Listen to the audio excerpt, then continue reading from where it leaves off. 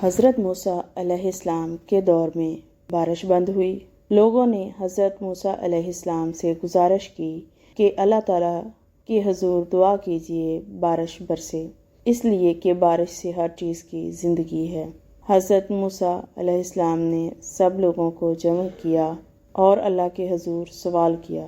اللہ تعالیٰ نے فرمایا، موسیٰ اس وقت تک بارش نہیں ہوگی جب تک آپ اپنی اس مجلس سے اس آدمی کو نہیں نکالیں گے جو 40 سال سے ایک گناہ میں مصروف و مشغول رہا ہے۔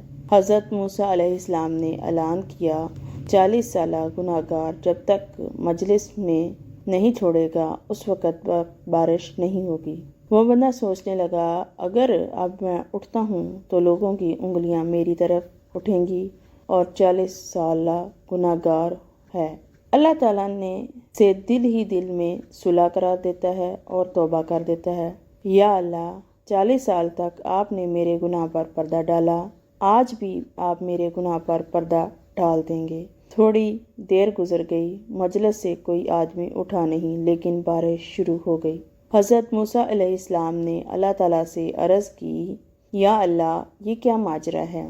اللہ تعالیٰ نے فرمایا، آپ کے اعلان کرنے کے بعد اس گناہ گار نے گریبان میں منہ ڈالا اور رونے لگا، یا اللہ، تو نے 40 برس میرا پردہ رکھا اور اب بھی چھپا لے۔ یا اللہ، اب میری توبہ ہے، میں نادم ہوں۔ اس نے اخلاص کے ساتھ توبہ کر لی ہے تو میں نے اس کو بخش دیا۔ تو دوستو، اللہ بخشنے والوں کے لیے بہانے تلاش کرتا ہے۔